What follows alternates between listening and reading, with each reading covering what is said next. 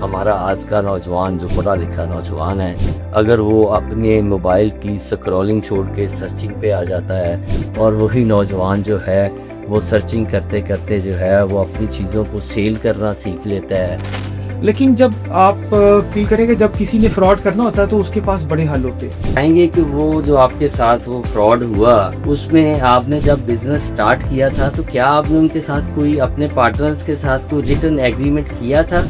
लोग कहते हैं ना लोग सीखते हैं हाउ टू से नो, तो मैं कहता हूँ कि नो नहीं कहना चाहिए किसी को, आपको कोशिश करनी चाहिए, ऑलवेज से यस।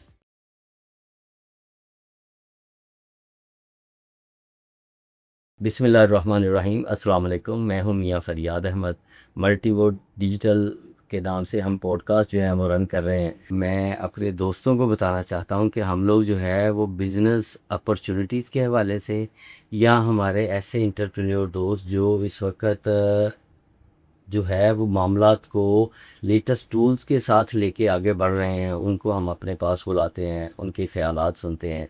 तो आज मेरे साथ मौजूद हैं आसम रफ़ीक साहब। मैं आपको वेलकम करता हूँ। वालेकुम अस्सलाम। मियां फरियाद साहब, आपका बहुत शुक्रिया, आपने मुझे इस पॉडकास्ट की खूबसूरत डिशेस में इनवाइट किया और hopefully it would be very good. इसमें हम आगाज़ जो है वो आसम रफ़ीक साहब है इसका जो करते हैं वो आपकी जर्नी से शुरू करते हैं कि आप में ये जो माशाल्लाह इस वक्त वेल सेटेड बिजनेस जो है ना उसको रन कर रहे हैं और माशाल्लाह बिजनेस कम्युनिटी में भी आपका एक बहुत अच्छा नाम चल रहा है और आप की शख्सियत के हवाले से भी लोग आपके बिज़नेस को जो है ना वो तारीफ़ करते हुए सुने जाते हैं।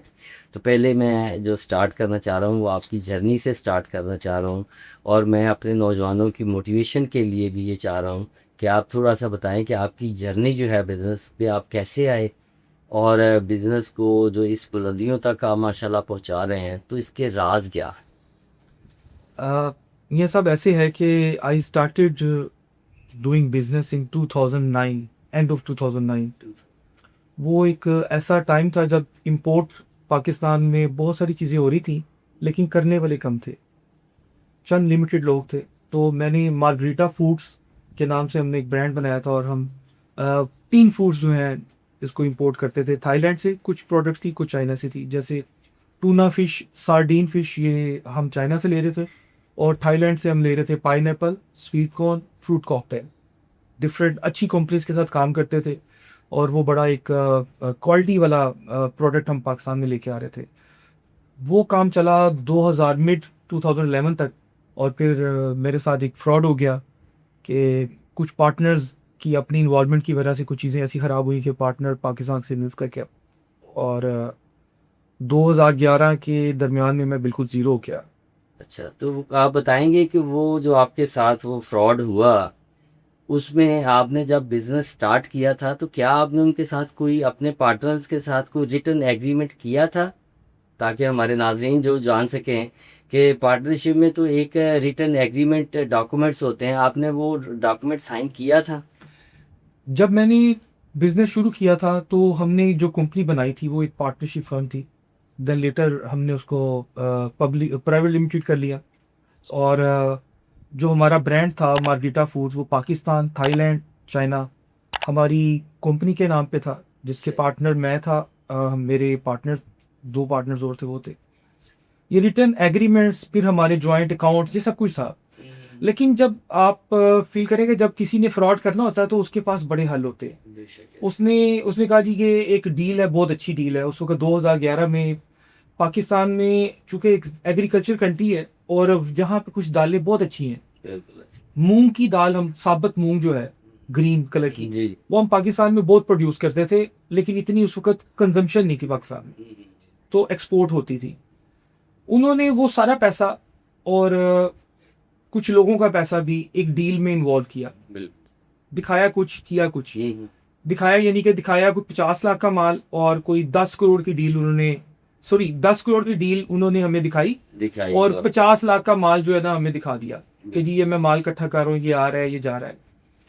खैर, वो जिस बंदे ने फ्रॉड करना हो तो आप उसको कैसे रोक सकते हैं? अल्लाह ताला, अगर आप कहीं आप पकड़ हो जाए तो एक अलग बात है। बेशक है। खैर, 2011 में उसने बहुत सारे लोगों के पैसा ऐड किया और चुपके से वो गायब हो गया रातों रात।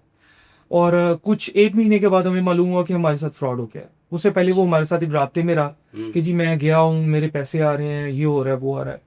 लेकिन बाद में मालूम हुआ कि चूंकि उसका एक पार्टनर जो था वो FIA में एक अच्छी पोस्ट पे था, अच्छा। और जब उसने चेक किया सारे सोर्सेज से, तो उसको मालूम हुआ कि वो पैसे उसने अपने अकाउंट्स में ट्रांसफ़र किए थे और वहाँ से फिर वो बाहर करता रहा किसी हुंडी वाले के ज़रिए। बट वो जो फ्रॉड उसने मेरे साथ किया था, वो एक टर्निंग पॉइंट था। मैं उस फ्रॉड को, लोग बहुत कुछ कहते हैं, लेकिन मैं कहता हूँ कि जब आप ऑक्सफोर्ड यूनिवर्सिटी जाते हैं, आप कैम्ब्रिज जाते हैं, बड़ी यूनिवर्सिटीज़ में जाकर डिग्रीज लेते हैं, तो वो करोड़ों रुपए में आपको वो डिग्रीज पढ़ती हैं। तो वो मेरी एक डिग्री थी जो मैंने, वो कई करोड़ दे के वो डिग्री ली थी। वो फ्रॉड नहीं था, वो डिग्री थी। तो वो मैंने डिग्री जो है वो अपने सीने के साथ सजा ली, और एक उस वक्त प्लान कर लिया, मेरे साथ फ्रॉड हो गया है, सारी ज़िंदगी मैं नहीं किसी के साथ इंशाल्लाह करूँगा। ज़बरदस्त। बड़ी क्या ना, खूबसूरत बात कि आपने एक लाइन जो चूज़ की है वो आप ये बता रहे हैं, ये नौजवानों को भी मैसेज है कि अगर बिज़नेस के अंदर किसी जगह के ऊपर जब आप उसको लेके चल रहे हैं कोई नुकसान हो जाता है तो एक्चुअली वो जो है वो लर्निंग है। एग्जैक्टली। और आपने इसी बात को जो है ना बड़े खूबसूरत अंदाज में बयान किया कि आपने उस लर्निंग उसको लिया, ये नहीं लिया कि जी मेरे साथ फ्रॉड हो गया, बल्कि आपने लिया कि मैंने इससे एक लर्न लिया है और मुझे एक डोमेन मिल गई है, एक लाइन मिल गई है जिसमें मैं आप जो है अपने आप को सर्वाइव कर सकता हूँ। तो आपने एडिशन ये कर दिया कि मैंने एक डिग्री ही जो है ना वो इस पैसे की बुनियाद पे हासिल कर दी है। बड़ी खूबसूरत बात है, इसको आगे बढ़ाएं ज़रा प्लीज। देन जब आपके पास कुछ ना हो तो फिर आपने कुछ तो करना होता है। और जब मैं बिजनेस से पहले मैं जब स्टडी कर रहा था, I was doing my MBA in Australia, तो मैंने तब पैसे कमाना शुरू कर दिया था। तो मैंने एक सोच किया था कि अपने बाप से पैसे नहीं लेने, और मैं अपनी फीस भी खुद दे रहा था, बहुत सारी चीज़ें। तो फिर जब मैं ज़ीरो हो गया तो वो एक समझते हैं आपके दिमाग में एक आ गया कि यार पैसे नहीं लेने, अब कुछ ना कुछ तो करना है, और जॉब्स भी करनी पड़े करी। खैर मेरे पास जो सबसे अहम चीज़ थी कि मेरी पर्सनैलिटी थी, मुझे मार्केट में बोलना आता था, मैं अच्छा मार्केटर था। तो मैंने सेल्स की जॉब की, जो कि टेलीकम्युनिकेशन कंपनी में। अच्छा। मैं I worked as a sales executive there, और मेरे काम का जो तरीकाकार था वो बड़ा डिफरेंट था। जैसे फॉर एग्जांपल उन्होंने मुझे सेल्स टारगेट दिया फर्स्ट मंथ में 25 सेल्स का। मैंने 25 सेल्स 10 दिन में कर ली, और मैं बाकी 20 दिन जाके बैठा रहा। मैंने कहा भाई मुझे अब कुछ और दो। सही। तो नेक्स्ट डे में उन्होंने कहा अब आपका टारगेट है 50 सेल्स का। हम्म। मैंने 50 सेल्स भी कर ली, वो भी मैंने कर ली किसी तरीके से। जब मैंने 50 सेल्स कर ली तो मैंने फील किया कि यार यहाँ पे बहुत कुछ हो सकता है। 2012 में टेली सेल्स का ट्रेंड बहुत कम था। तो मैंने उनको एक कहा कि यार आप यहाँ पे कुछ फीमेल जो है हायर करें, और हम उन्हें, उस वक्त PTCL V चलता था, वायरलेस वो। अच्छा। तो हमने कहा कि हम उनको वो देते हैं और उनसे सेल्स करवाते हैं। तो वो एक बड़ा अच्छा स्कोप हुआ हमारे लिए। खैर मैं exactly after 2 months I was sales manager of that particular franchise. अच्छा। तो मैं सेल्स मैनेजर था। फिर मैं अपने ओनर के साथ बैठा, मैंने उन्हें कहा कि आपका सेल्स टारगेट कितना है। उन्होंने कहा 260 सेल्स पर मंथ। मैंने कहा अगर 260 सेल्स पे आपको मिलती है कमीशन 1800 पर सेल, बिल्कुल सही। और आप 1000 जो है देते हैं अपने सेल्स एग्जेक्टिव को, स्टाफ को, व्हाट अबाउट कि हम इसको डबल करें। सही। तो वो चौंक गया, खड़ा हो गया, क्या यार पागल हो, ये तो हो ही नहीं सकती। सही। मैं 3 साल से बिजनेस कर रहा हूँ, इट इज़ नॉट पॉसिबल। मैंने कहा ये पॉसिबल है। अब मुझे ये बताएं कि आप क्या, अगर हम डबल सेल्स करें तो वो जो सेल्स का कमीशन आपका कितना हो जाएगा। उसने मेरे से सारा शेयर किया कि हमारी जो कमीशन है फिर डबल हो जाएगी। डबल हो जाएगी। तो मैंने कहा इज इट पॉसिबल कि आपकी कमीशन 1000 की बजाय 1800 दें सेल्स स्टाफ को। उसने कहा आप पहले डबल तो करके दिखाएं। मैंने कहा नहीं, पहले मेरे से तय करें। मैंने वो टास्क लिया, मैंने अपनी सेल्स की टीम में नए लोग इंडक्ट किए, और फिर मैंने वो टारगेट ले लिया। आसम साहब छोटा सा एक सवाल इसमें ऐड करना चाहता हूँ कि सेल्स ये बड़ा ही इम्पोर्टेंट टॉपिक है कि सेल्स को आपने इतना वो जो टारगेट लिए और अचीव भी करते रहे। इसमें मेरे नाज़रीन ये जानना चाहते हैं कि ये सेल्स या मार्केटिंग जो है ये आपने इसकी कोई ट्रेनिंग ली, कोई स्टडी की, या किस तरह से आपने माशाल्लाह ये जो टारगेट अचीव किए हैं? क्योंकि मैं समझता हूँ कि किसी भी बिजनेस के अंदर जो है वो सेल्स इज वेरी इंपॉर्टेंट जो है ना वो टास्क है। तो ये थोड़ा सा जरा बता दें ताकि वो मैं हमारे आपको नौजवान इससे इस पे बिल्कुल इस्तेमाल मैं कर आपको बताता हूँ। आपने मालिस फ्रूट का नाम सुना है? मालिस सकें। जी फ्रूट्स, जी। और ये कंपनी थाईलैंड की सबसे बड़ी कंपनी थी। अच्छा। टिपको नंबर 2 थी। हम टिपको के साथ काम करते थे, उनसे पाइनएप्पल बाय करते थे। तो मैं टिपको के जो मैनेजर है उनके साथ बैठा हुआ था, तो मैंने उन्हें कहा कि हम 10 कंटेनर आपसे बाय कर रहे हैं। उसने कहा ठीक है, आप 20% के हिसाब से हमें इसका एडवांस दे दें, तो 10 कंटेनर आपको। तो इसी दौरान मैंने अपने पार्टनर से एक चीज सीखी। उसने कहा अगर हम आपसे 20 बाय करें हम्म। तो क्या आप हमें 10% एडवांस पे दे देंगे? सही। तो वो चौंक गया कि आप मेरे से 20 बाय करेंगे। हम्म। अब बात कैलकुलेशन की है। ऐसे ही। 20% ऑफ 10 कंटेनर्स, वो 2 कंटेनर्स की पेमेंट बनती है। बिल्कुल ऐसे ही। ठीक है। और 10% ऑफ 20 कंटेनर्स, वो भी 2 कंटेनर्स की पेमेंट बनती है। वो भी इसी तरह। अब खैर हमने उससे प्ले कर लिया। वो थाई था, उससे हमने प्ले कर लिया और उसने कहा जी डन करें। हम्म। वो हमने 20 कंटेनर्स ले लिए। अब बात आ गई, हमारा जो पोर्टफोलियो 5-6 कंटेनर सेल करने वाला था, ऐसे ही। तो हम 10 कंटेनर बाय कर रहे हैं। अब 20 को कैसे सेल इसको करें? कैसे सेल करें? खैर हम उस वक्त फिर मैंने सेल्स सीखी। मैं शालम मार्केट में लोगों के पास जाता था, अच्छा। उनके पास जाके एज अ सेल्स एग्जेक्टिव जाता था। मैं ओनर, एज अ ओनर नहीं जाता था। बिल्कुल से। आपने हाफिज जूस कॉर्नर सुना हुआ है, गढ़ी बिल्कुल शॉप ऐसे में, ही अनारकली ऐसे में। ऐसे। मैं इनके पास जाता था, ये बड़ा अच्छा एक शेक और जूस जूस देते थे, फ्रूट बिल्कुल ऐसे। कॉकटेल होता था। मैंने उनसे बात की, उन्होंने कहा भाई बड़ा मुश्किल काम है। मैंने कहा आप ऑफर से गए, हम्म। हम आपको सस्ता देंगे। हम्म। तो खैर हमने उनके साथ काम किया और बस उसी दौरान मैंने सेल्स सीखी। और सही। वो एक जर्नी होता है अपने आप को। अगर आपने सेल्स सीखनी है तो आपको अपने अंदर से ना वो चीज़ निकालनी पड़ेगी। आप अपने ऐसे। आप को, आप अपनी कंपनी के खुद मालिक हैं। तो बिल्कुल आप ऐसे। उसके सेल्स एग्जेक्टिव बन जाए, सेल्स मैनेजर बन जाए, सीईओ बन जाए, इट डजेंट मैटर।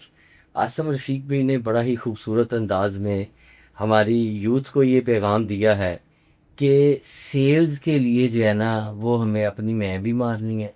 और फिर आसम रफ़ीक भाई ने फिज़िकली मार्केट में डोर टू डोर जाके तो उस मार्केटिंग नेटवर्क जो है ना वो मजबूत किया।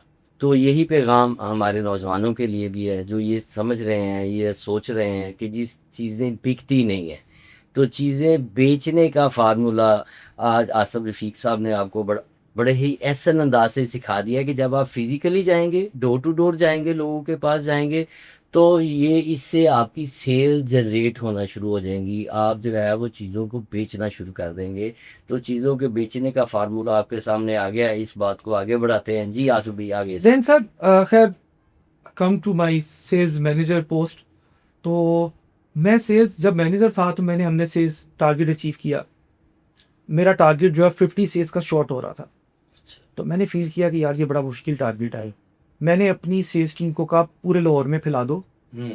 कि 1,000 कमीशन ही 1,800 कमीशन है, अच्छा। और लोगों से सेल्स बाय, दूसरी फ्रेंचाइजीज के जो सेल्स एग्जेक्टिव्स हैं उनकी सेल्स बाय करो। हम्म। उन्होंने कहा सर ये तो इलीगल नहीं है। मैं कहा भाई सेल्स करनी है। बिल्कुल सही। देन वी डिड, और अल्हम्दुलिल्लाह वो सेल्स डबल हुई। और मेरे जो बॉस थे उन्होंने वो जो टारगेट मुझे दिया मैंने अचीव किया। मैं उस वक्त बड़ी एक अच्छी पोस्ट पे था, लेकिन मेरे अंदर एक चीज़ थी, क्योंकि मैं एक बिजनेसमैन से एक जॉब में आया था, एज अ सेल्स मैनेजर हो गया। मैं अल्लाह ताला से मांगता या अल्लाह मुझे बिजनेस का ना मौका दे, मुझे कोई कोई एक मौका दे दे, एक पॉइंट दे दे, मुझे एक मौका दो, मैं बिजनेस ही करना चाहता हूँ। मैं हर वक्त अल्लाह ताला से ये मांगता था, हर दुआ में, हर नमाज के बाद अल्लाह ताला से ये मांगता या अल्लाह मैंने अपना कारोबार करना है। फिर ये हुआ कि मैं 1 साल काम किया तो 2013 में मेरे वालिद साहब को फ्रॉड हो गया। किसी ने कर लिया खुद से। तो वो एक रेंटेड यूनिट था, उन्होंने उसको चला रहे थे, फैक्ट्री स्टील मिल थी। सही। वो स्टील मिल में उनके साथ फ्रॉड हुआ तो वो बैंकरप्ट डिक्लेयर हो सकते थे अगर उसको दोबारा ना चलाते। तो मेरे वालिद साहब ने कहा यार हमने इसको चलाना है, आप सब छोड़ो। और मुझे पकड़ा और मैं वाइट कॉलर जॉब करते करते वो स्टील मिल की जॉब में आ गया, लाइक वो उस बिजनेस में आ गया। अल्लाह ताला ने मेरी वो ख्वाहिश पूरी कर दी। एक बिजनेसमैन ये बन जो इसमें आसिम भाई, मैं आपसे ये क्वेश्चन करना चाह रहा हूँ कि आपने जॉब के दौरान ही सेल्स का एक्सपीरियंस जो है ना वो लर्न किया। यस ये बड़ा ही अहम पॉइंट है कि हमारा नौजवान ये सोचता है कि मैं विदाउट एक्सपीरियंस ही जो है ना वो एक सक्सेसफुल बिजनेसमैन बन। तो सक्सेसफुल बिजनेसमैन बनने के लिए माइट भी सम टाइम आपको जो है वो एक्सपीरियंस लर्न करने के लिए जो है ना वो जॉब भी करनी पड़े। तो वो जॉब से आपको क्या मिलेगा, एक एक्सपीरियंस मिलेगा। और उसी एक्सपीरियंस की बुनियाद के ऊपर जो है आज आसिम रफ़ीक साहब जो हैं वो एक कामयाब बिजनेसमैन हैं, और लाहौर के जो मायानात बिजनेसमैन हैं उनके उस कैटेगरी में इनका जो है ना वो शुमार होता है, और लोग इनको डिस्कस करते हैं। तो आगे का सफ़र जो है वो हम इनसे अभी वो साथ साथ सुनते जाएंगे। जी आसिम भाई, आपने अब जो है वो जॉब से निकल के तो आपने इंडिपेंडेंट जो है वो अपने सेटअप को जो है टेक ऑफ किया और उसको लेके चले, उसके अंदर भी आपकी वो जर्नी भी ऐड हो गई। इसको ज़रा काइंडली आप ज़रा बताइए। उस वक्त स्टार्टिंग में तो मैंने ये फील किया कि शायद मैं अपनी सेल्स मैनेजर की जॉब को साथ कंटिन्यू करूंगा। 24 जनवरी 2013 था वो, जब मेरे वाले साहब ने फर्स्ट टाइम मुझे पकड़ा और कहा कि यार ये इनको लेबर आप दो, hmm. You know accounts very well, बिल्कुल आप ऐसे। इसको देखो। फिर मैंने उस काम को देखना शुरू किया। हम्म। वाइट कॉलर जॉब, अपनी गाड़ी में बैठ के जाना, एक सेल्स एग्जीक्यूटिव, सेल्स मैनेजर, एक अच्छा ऑफिस और फिर सेल्स की टीम के साथ इंगेज होना, वो एक बड़ा अच्छा एक होता है, पोर्टफोलियो होता है किसी का। बिल्कुल ऐसे। Then when you come to factory, तो फैक्ट्री की जॉब्स होती हैं ना, जो फैक्ट्री का जो बिजनेस का अपना, तो वो एक बड़ा डिफरेंट है, वो टोटली डिफरेंट सिनेरियो। आप खुद समझते हैं, आप भी एक सनत का आदमी हो। बिल्कुल ऐसे।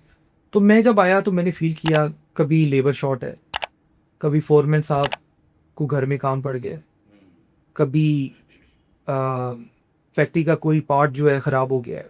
वो बड़ा मुश्किल था, स्टील मिल को चलाना बिल्कुल इंतहाई मुश्किल था हमें। और सबसे बड़ा जो मसला था वो था रॉ मटेरियल की फराहमी। खराब। बिल्कुल ऐसे। तो उस वक्त मैंने एक स्टेप लिया, मैंने अपने वाले साहब को कहा आपकी गुडविल है, अभी थोड़ा सा मसला है, अगर आप मुझे मौका दें मैं जाता हूँ कराची, जहाँ से आप रॉ मटेरियल बाय करते हैं। I went to Karachi. मैं वहाँ गया, मैंने जो सेठ जिसे कहते हैं, जो शिप ब्रेकिंग यार्ड ऐसे। के शिप ब्रेकर्स हैं, मैंने उनसे बात की। और मैंने, मुझे आज भी याद है, मैंने कहा मेरा बैलेंस है 1 करोड़ 27 लाख रुपया, हम्म। मैं ये आपको देना चाहता हूँ, लेकिन अगर ये फैक्ट्री बंद हो जाए फिर नहीं दे पाऊंगा। हाँ।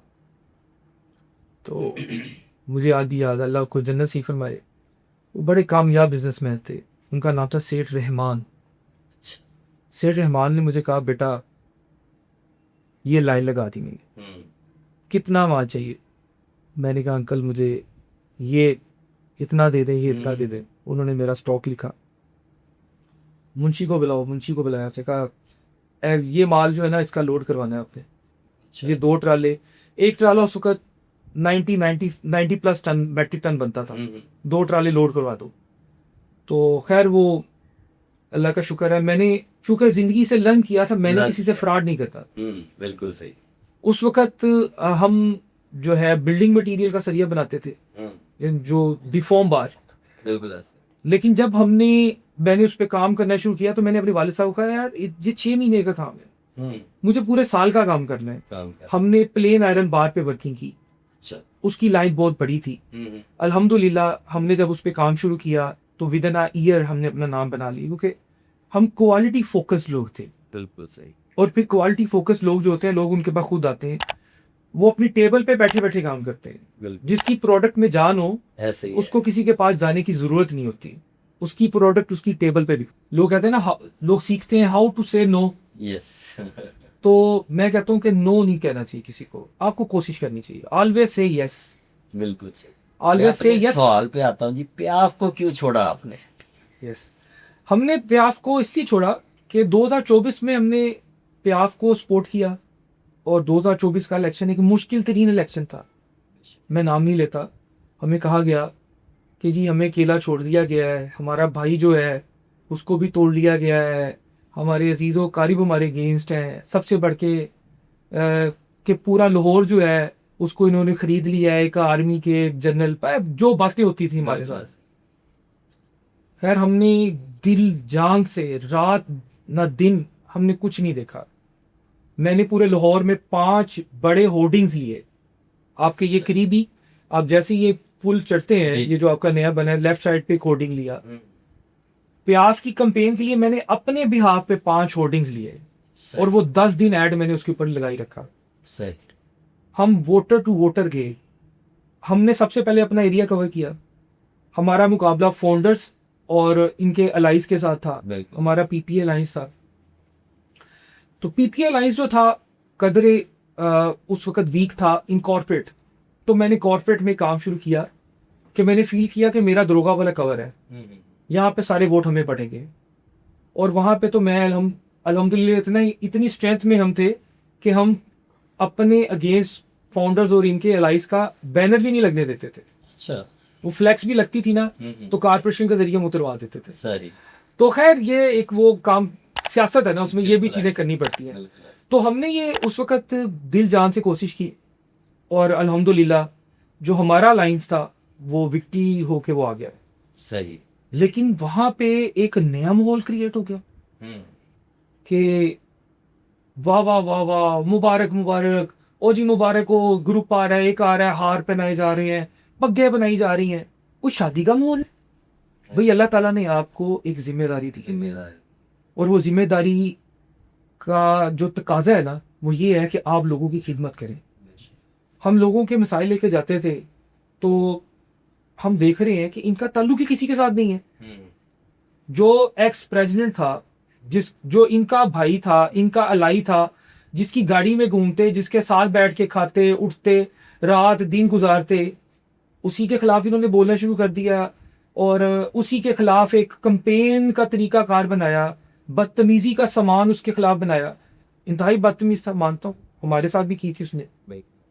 जब हमारे साथ फर्स्ट टाइम, मैं मियाँ साहब आपको बड़ी इंटरेस्टिंग बात बताता हूँ, हमारे उस वक्त चेयरमैन थे मोहम्मद मंशा साहब, उनके साथ बदतमीजी की हमने। उनके जो प्या मियाँ निमसार ग्रुप है उनके साथ बात की कि ये तो इंतहाई बेशर्मी का आपने इन्होंने मुजाहरा किया है, तो आप उनको मना करें कि ये क्या कर रहे हैं। उनका जी जी हम करेंगे, ये हमारी पार्टी पॉलिसी नहीं है, ये उसका पर्सनल जो भी है उसका मुआयना किया उसने। उस वक्त उनको 4 महीने हुए थे सदर बने। अच्छा। ठीक है। खैर उस वक्त 2024 में एक कंपेन चली थी जो कि स्मोक की थी, और स्मोक का सारा जो बोझ डाल दिया था इंडस्ट्रीज पे, और इंडस्ट्रीज को लॉकडाउन दे दिया था 1 हफ्ते का। सारी सनतें बंद, स्टील सेक्टर बंद, सारे का सारा फाउंड्री, स्टील मिल्स, फर्नेसेस। हम इकट्ठे होते गए। अब मैं सदर था तो लोग मेरे पास आ रहे थे, रोडा वाले भी हम इकट्ठे हो रहे थे, वो भी मेरे पास आ रहे थे, पूछ रहे थे क्या किया जाए। मैं लाहौर चैम्बर आ रहा हूँ, उस वक्त के प्रेसिडेंट जो थे उनको मैंने कहा सर इस मसले को देखें। जी बिल्कुल मैं बात करता हूँ। ये किन से कर रहे हैं? मैं सेक्रेटरी इन्वायरमेंट से बात कर रहा हूँ। ठीक है जी। सेकंड डे में फिर गया हूँ, सर इंडस्ट्रीज बंद है, आप कुछ करें। और जी मैं मिनिस्टर से बात करता हूँ। किससे? मिनिस्टर इंडस्ट्री से बात करता हूँ, मैं मिनिस्टर फलाने से बात करता हूँ, मैं प्रोविंशियल मिनिस्टर से बात करता हूँ, मेरा बड़ा ताल्लुक है, मैं परवेज रशीद साहब से बात करता हूँ, मैं सीएम साहिबा तक बात पहुंचाता हूँ, सर आपकी मेहरबानी है।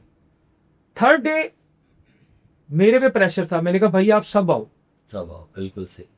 मियाँ साहब वहां पे 200 सनतकार, 200 इंडस्ट्रीज के मालिक, 200 कॉर्पोरेट क्लास के वोटर आ गए, हार भर गए। मेरे पास आज भी तस्वीरें वीडियोस हैं। लोअर चैम्बर में आए, मियाँ साहब जो उस वक्त के प्रेसिडेंट थे, वो जा रहे थे एक तकरीब, अपनी निजी तकरीब में, और वो वहां से उनको आना पड़ा चूंकि वहां पे एक शोर मच गया कि भाई यहाँ पे आओ, सब सनतकार इकट्ठे हैं। वहां पे सब कैमराज और सब चैनल्स अलाइन हैं, और उस अलाइंस के जो पैटर्न इन चीफ थे उनको मैं 2 दिन से कह रहा था सर आप कुछ करें, अगर वो मियाँ साहब नहीं कर सकते तो आप कुछ करें। जी वो कर रहे हैं, जी वो कर रहे हैं। मुझे ये जवाब सुनने को मिला। मियाँ साहब मैं बड़ा उस दिन डिसहार्ट था, बड़ा डिस्टर्ब था, क्योंकि मेरे पे बर्डन था 200 सनतकारों का। खैर प्रेसिडेंट साहब ने कहा जी कि मेरी बात होगी है, सीएम साहिबा को मैंने मैसेज दे दिया है, इंशाल्लाह ये आज कुछ ना कुछ हो जाएगा, ये हो जाएगा, वो हो जाएगा। और जब मैंने फील किया कि यार ये तो ड्रामेबाजी कर रहे हैं, अच्छा इनके पास तो हल ही नहीं है प्रॉब्लम्स का, इनको सिर्फ एक्टिंग करनी आती है, और उसमें ये सबसे बेहतरीन है, ये पूरे का पूरा ग्रुप, इनके अलाइज भी सब कुछ। खैर मैं उस दिन उठा, मैंने अपने चंद दोस्तों को लिया और मैं सीधा गया फाउंडर के पैटर्न इन चीफ मौजूदा हमारे मियाँ मिसबा साहब के पास। लाहौर जिमखाना में। उनसे मेरी फ़ोन पे बात हुई, उन्होंने कहा बेटा आप यहाँ पे आ जाए। मैं गया, उन्होंने कहा बेटा किसने मसला हल करना है? मैं कहा सर आप सेक्रेटरी से बात कर लें या आप किसी मिनिस्टर से बात कर लें। मुझे आज भी याद है, उन्होंने कहा अली परवेज़ मलिक से बात कर सकते हैं? तब तक तक फ़ोन किया, अली बेटा क्या हाल है? ये मेरे सामने बैठे हुए हैं आसिम रफ़ीक, मंशा साहब। उनका जी मंशा साहब से मेरी बात करवाएं। मंशा साहब से बात हुई, मंशा भाई क्या हुआ है? सर ये बात है, तो आप मुझे डायरेक्ट कर सकते हैं बात, आपने मेरे बड़ों से मुझे फ़ोन करवा दी है। खैर जो काम 3 दिन एक टोपी ड्रामे की नज़र होता रहा, सर वो एक फ़ोन कॉल पे हो गया।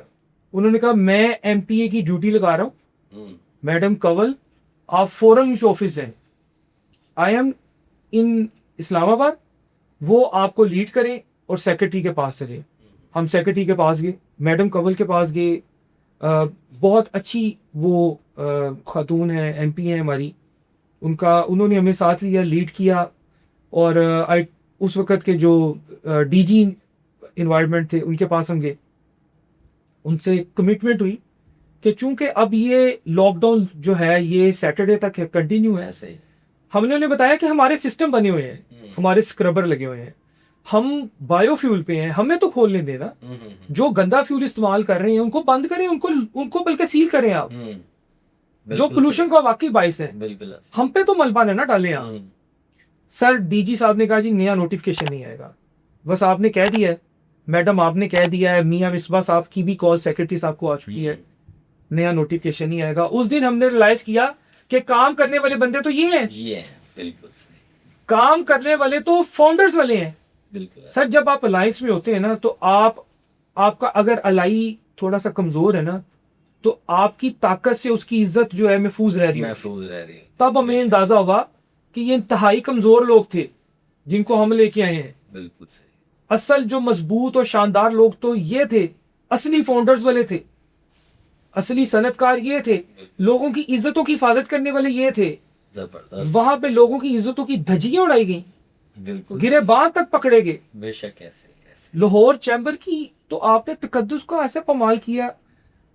और सबसे बढ़ के सर जैसे ही वो साहब आए थे, उन्होंने लाखों रुपए को तो फूल लगा दिए। हम तो परेशान हो गए कि यार ये इसका दफ्तर है, ये क्या है। क्या है, ऐसे बिल्कुल ऐसे। और फिर एक तकरीबात का कि नया, आपने शायद उसका नोट किया हो, तकरीबात का ट्रेंड चल गया था, खाने ही खाने, कभी कोई खाना हो रहा है, कभी कोई खाना हो रहा है। 14 अगस्त का मुझे फंक्शन याद है, इतनी बड़ी तकरीब 14 अगस्त की वहां पे हुई थी लाहौर चैम्बर में, और उस तकरीब के अंदर इतना आलीशान नाश्ता दिया गया, पाए, निहारी, मटन, और बहरहाल खैर वो पैसा हम मेंबर्स का था, वो बेदरेक इस्तेमाल किया गया।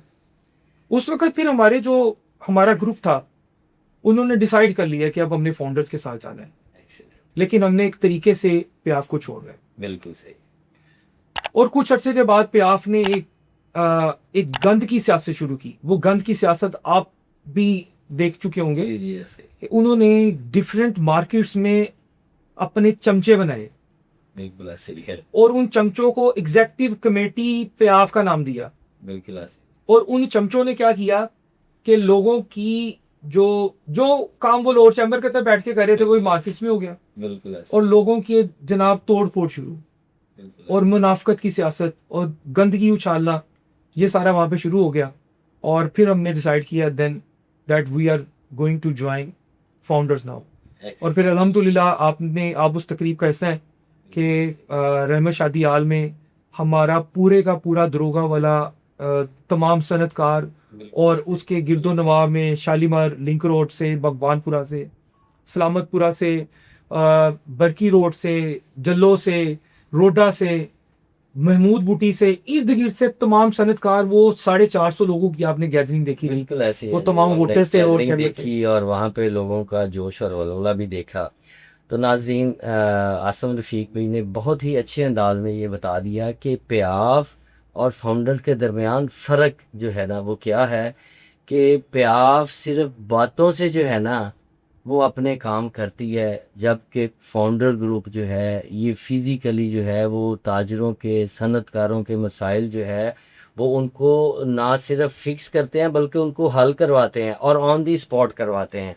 तो मैं ये समझता हूँ कि सनतकारों को, ताजरों को, ट्रेडर्स को सिर्फ एक चीज़ की ज़रूरत है कि उनके मसाइल को फोकस किया जाए, उनको जो है हल किया जाए।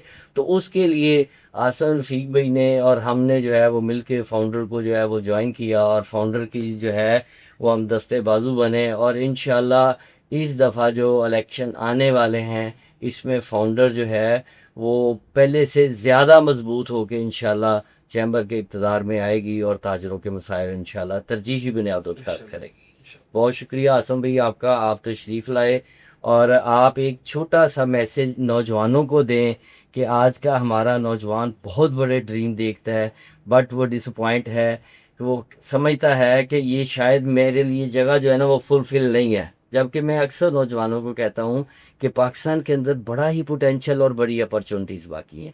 तो आप एक छोटा सा मैसेज नौजवानों को दें कि आसम रफ़ीक ने ज़ीरो से शुरू किया, क्राइसिस भी आए, पार्टनरशिप में भी मसाइल आए, और फिर उसके बाद जॉब भी की, उसके बाद जो है ना वो कामयाब बिजनेसमैन भी बने, कामयाब सियासतदान भी बने, और लाहौर चैम्बर में भी एक नाम बनाया। तो नौजवानों को आप क्या पैगाम देना चाहते हैं?